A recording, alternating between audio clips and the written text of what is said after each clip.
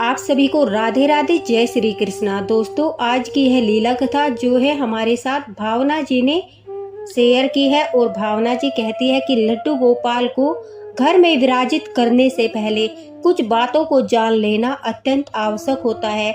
जो भूल मुझसे हुई है अन्य भक्तों से वह भूल न हो, इसी उद्देश्य से यह लीला कथा उन्होंने हमारे साथ शेयर की है।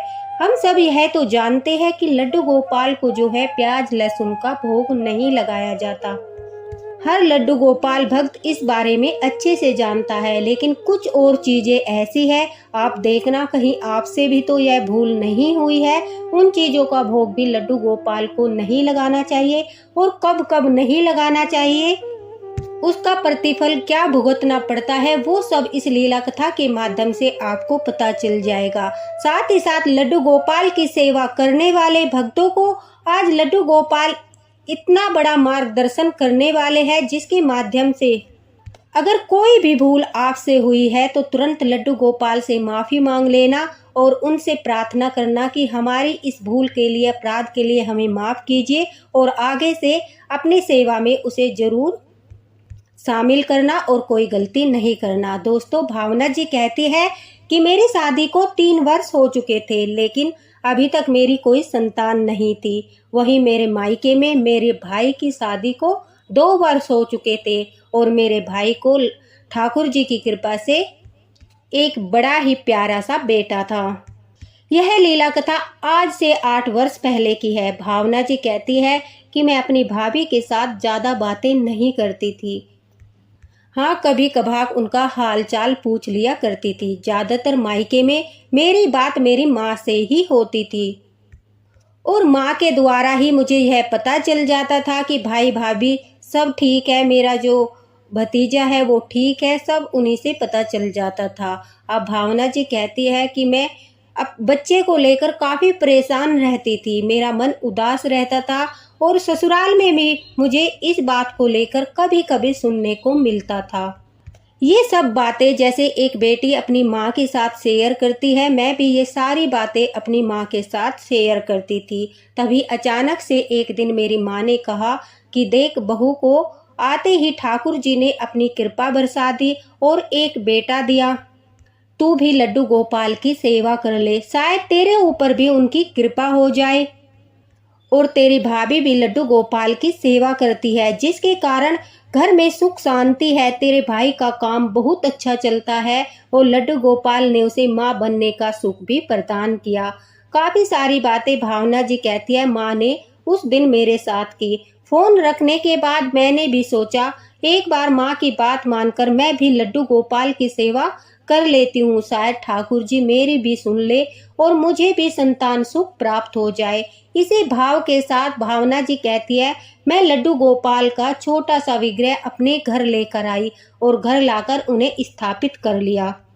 लेकिन मैंने लड्डू गोपाल की सेवा में ज्यादा कुछ जानने की कोशिश नहीं की, क्योंकि मैं अपनी भाभी से सब बातें पूछने में संकोच कर रही थी। मुझे लग रहा था कहीं उनके मन में यह भाव न आ जाए कि उन्हें देखा देखी मैं लड्डू गोपाल लेकर आई हूँ। इसी वजह से मैंने उनसे बात नहीं की। सिर्फ 1-2 बात मैंने अपनी माँ से ही पूछी। मैंने अपनी माँ से पूछा कि माँ, भाभी लड्डू गोपाल की सेवा किस प्रकार करती है, तो उन्होंने बताया कि वो सुबह उठकर स्नान कराती है, उसके बाद उन्हें दूध पिलाती है, फिर दोपहर को सात्विक भोजन का भोग लगाती है और शाम के समय भी भोजन का भोग लगाती है और रात को उन्हें विश्राम भी कराती है। मैंने सोचा मेरे लिए ये सब जानकारी ही उचित है, बस इसी प्रकार से मैंने लड्डू गोपाल की सेवा करना शुरू कर दिया। ज्यादा जानकारी मैंने नहीं ली। अब भावना जी कहती है कि लड्डू गोपाल की सेवा मैं हर रोज इसी प्रकार से करने लगी। सुबह उन्हें स्नान कराकर पोशाक धारण कराती थी, फिर उन्हें माँ के कहे अनुसार दूध का भोग लगाती थी और दोपहर में बिना प्याज लहसुन का भोग लगाती थी। लेकिन मुझे यह जानकारी नहीं थी कि लड्डू गोपाल को प्याज लहसुन के अलावा भी काफ़ी चीज़ें होती है जिनका भोग नहीं लगाना चाहिए, जिससे वो रुष्ट हो जाते हैं और उनकी कृपा प्राप्त नहीं होती। भावना जी कहती है कि मुझे नहीं पता था कि महीने में 2 एकादशी होती है, एक कृष्ण पक्ष एकादशी, एक शुक्ल पक्ष एकादशी। और एकादशी के दिन लड्डू गोपाल को जो है चावल का भोग नहीं लगाया जाता। साथ ही साथ लड्डू गोपाल को मसूर की दाल का भोग भी एकादशी के दिन बिल्कुल भी नहीं लगाया जाता। और कहते हैं एकादशी के दिन अन्न का भोग भी लड्डू गोपाल को नहीं लगाया जाता। अब भावना जी कहती है मुझे तो यह भी ज्ञात नहीं था कि कौन से दिन और कब एकादशी पड़ती है। मैं तो लगातार रोज लड्डू गोपाल को स्नान करा के बस भोग की ओर ध्यान देती थी। और दोनों एकादशियों को लड्डू गोपाल को मैं चावल का भोग भी लगाती थी, अन्न का भोग भी लगाती थी, क्योंकि मुझे इस बारे में कोई जानकारी ही नहीं थी। अब भावना जी कहती है इसके साथ ही साथ मैं लड्डू गोपाल को जो भोग लगाती थी उसमें एक और अनर्थ कर रही थी, उसके बारे में काफ़ी लोग जानते हैं। भावना जी कहती है कि हमारे बगीचे में ही जामुन का पेड़ था और मैं कभी कभी जब स्वयं के लिए वहाँ से जामुन लाती थी तो पहले लड्डू गोपाल को एक पात्र में भरकर उन जामुन का भोग लगाती थी। मुझे यह भी ज्ञात नहीं था कि लड्डू गोपाल जो है जामुन का भोग देखकर नाराज हो जाते हैं। अब काफ़ी सारी गलतियां मैं लड्डू गोपाल की सेवा में कर रही थी, फिर वो जागृत कहाँ से होते, मुझे अनुभूति किस प्रकार से कराते। मैंने जाने अनजाने में इतने सारे अपराध कर दिए। अब उनका जो प्रतिफल था वो भुगतने का समय आ गया था। भावना जी कहती है लड्डू गोपाल को स्थापित करने के बाद मेरे घर में तो बड़ी उथल पुथल मच गई। रोज रोज लड़ाई झगड़े बढ़ने लगे, कभी किसी बात को लेकर तो कभी किसी बात को लेकर घर में कलह कलेश होता रहता था। और कहते हैं जहाँ पर कलह कलेश ज़्यादा होता है वहाँ पर लक्ष्मी जी भी विराजमान नहीं होती।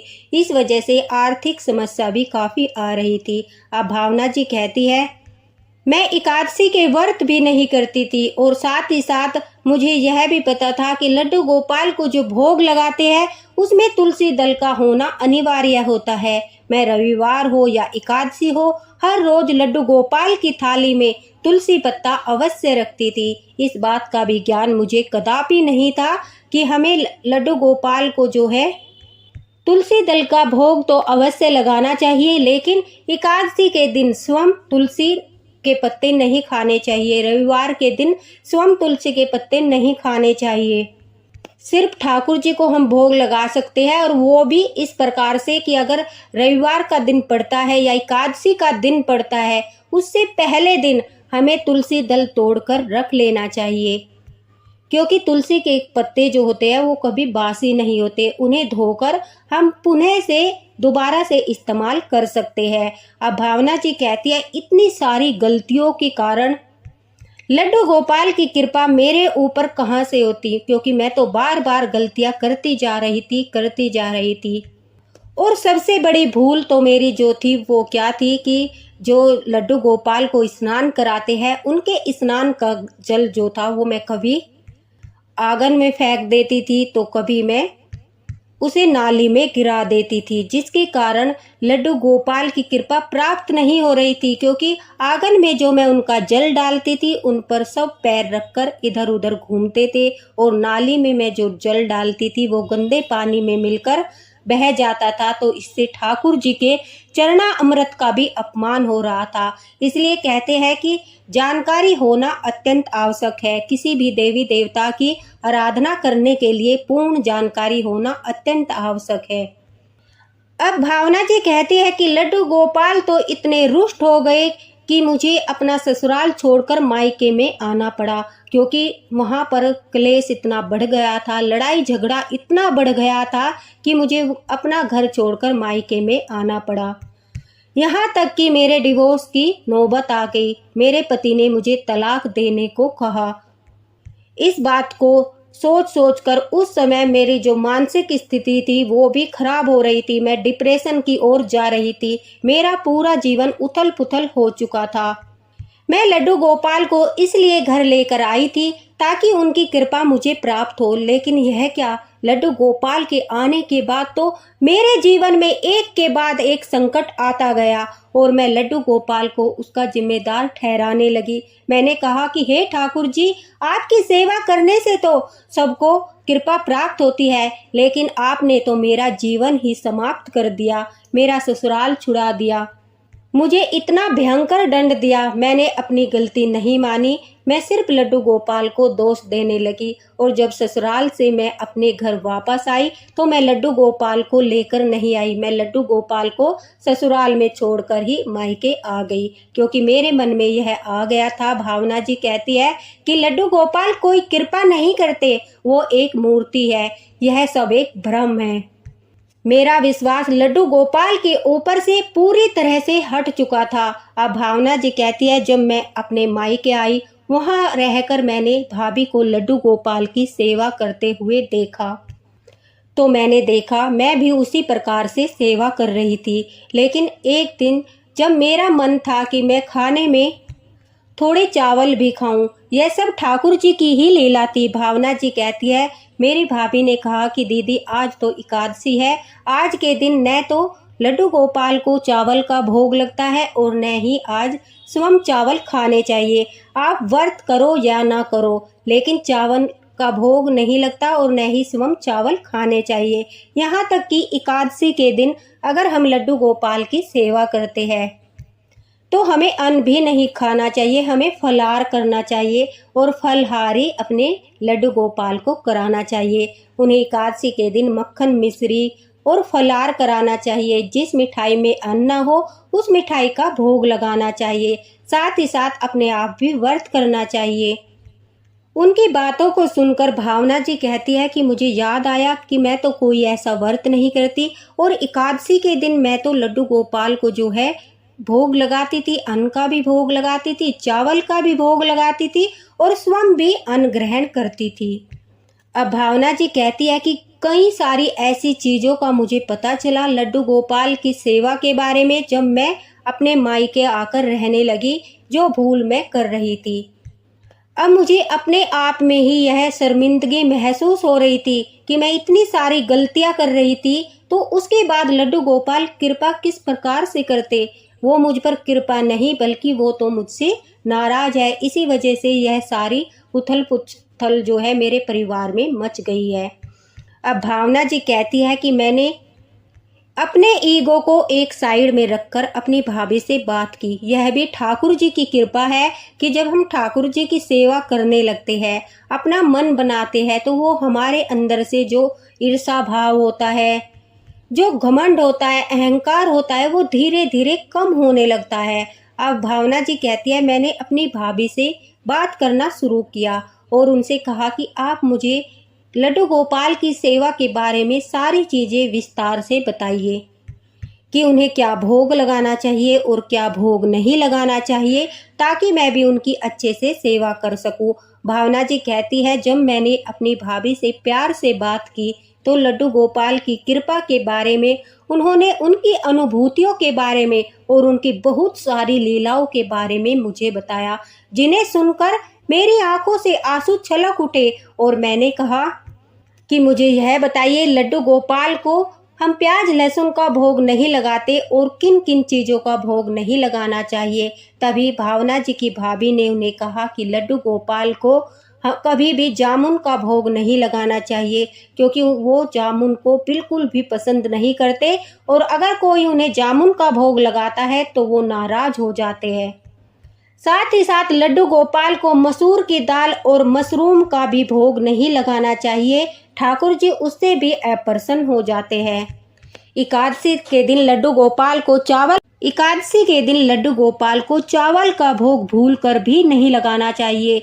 घर के किसी सदस्य को भी अगर हम लड्डू गोपाल की सेवा करते हैं तो लड्डू गोपाल नाराज न हो, इसके लिए घर में किसी सदस्य को भी चावल नहीं देने चाहिए। उस दिन घर में चावल बनाने ही नहीं चाहिए। साथ ही साथ हो सके तो लड्डू गोपाल को उस दिन फलार ही कराए, माखन मिश्री का भोग लगाए। काफ़ी सारी जानकारी मिलने के बाद भावना जी कहती है, मैं रोने लगी। मैंने कहा, हे मेरे लड्डू गोपाल, हे मेरे ठाकुर जी, जाने अनजाने में मैंने आपको नाराज कर दिया, इतनी सारी गलतियां कर दी और ऊपर से आपको ही जिम्मेदार ठहरा रही थी, आपको ही बोल रही थी कि आपने आते ही मेरे जीवन में उथल पुथल मचा दी, सब कुछ बर्बाद कर दिया। हे मेरे लड्डू गोपाल, मुझे माफ़ कीजिए। भावना जी कहती है, मैंने लड्डू गोपाल से माफ़ी मांगी। मुझे पूर्ण रूप से ज्ञात हो गया था कि लड्डू गोपाल एक गुरु की तरह अपने भक्त को रास्ता दिखाते हैं। गुस्से में भी उनका प्यार होता है। जिस तरह से एक गुरु अपने शिष्य को डांटता है, धमकाता है और उसके बाद उसे सही मार्ग पर लाता है, उसी तरह से मेरे लड्डू गोपाल ने भी, भावना जी कहती है, मेरे जीवन में थोड़ी सी उथल पुथल इसीलिए मचा दी ताकि मैं अपने मायके जा सकूं, वहां जाकर अपनी भाभी से अच्छे से लड्डू गोपाल की सेवा के सारे नियम जान सकूं और पूरी श्रद्धा भाव से, समर्पण भाव से लड्डू गोपाल की सेवा कर सकूं। यह लड्डू गोपाल की ही लीला थी कि उन्होंने मेरे जीवन में आने के बाद स्वयं ही मेरे गुरु बनकर मेरा मार्गदर्शन किया। मुझे अपनी सेवा से जुड़े सारे नियमों का ज्ञान कराने के लिए उन्होंने मुझे थोड़े से कष्ट इसलिए दिए ताकि मैं उनकी अच्छे से सेवा कर सकूं और उसके बाद उनकी पूर्ण कृपा प्राप्त कर सकूं। देखा दोस्तों, लड्डू गोपाल की लीला निराली है। जहां भावना जी यह सोच रही थी कि लड्डू गोपाल के आने से तो उनके घर में और समस्याएं बढ़ गई है, उसके दूसरे पहलू को देखे। लड्डू गोपाल ने अगर उनके जीवन में समस्याएं उत्पन्न की थी तो दूसरा पहलू यह था कि उन समस्याओं के कारण ही ससुराल छोड़कर उन्हें मायके जाना पड़ा, जहां जाकर जो वो गलतियां कर रही थी उन सब गलतियों के बारे में पता चला। साथ ही साथ लड्डू गोपाल को जिम्मेदार ठहरा रही थी। उन्हें अपनी गलती का एहसास हुआ, पछतावा हुआ कि वो ठाकुर जी को ब्लेम कर रही थी।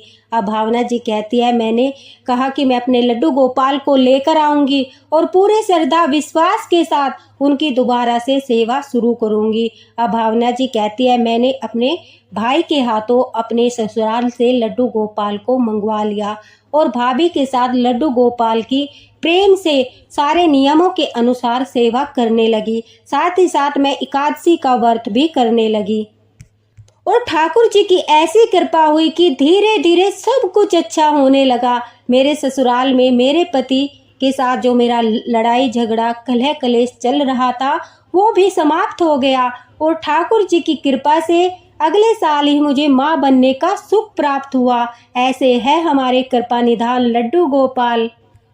अगर वो घर में प्रवेश करते हैं और हमारे द्वारा कोई भूल होती है और हमें लगता है कि जैसे लड्डू गोपाल के आने से सब कुछ खत्म हो गया, घर नष्ट हो गया, तो वो समस्याएं हमारे जीवन में हमारी भूल के कारण आती है और लड्डू गोपाल उस भूल के माध्यम से हमें सबक सिखाना चाहते हैं कि हमसे क्या भूल हुई है। और जब हमें ज्ञात होता है तो हम जब श्रद्धा भाव से उनकी सेवा करते हैं वो हमें माफ़ कर देते हैं और माफ़ करने के बाद जब हम सही तरीके से उनकी सेवा करते हैं तो वो हम पर अपनी कृपा बरसाते हैं। भावना जी कहती है, अब मैं उनके चरणामृत को भी मान सम्मान के साथ ग्रहण करती थी और साथ ही साथ सभी चीज़ों का ध्यान रखती थी। कभी उन्हें जामुन का भोग नहीं लगाती थी, न ही मसूर दाल का भोग लगाती थी।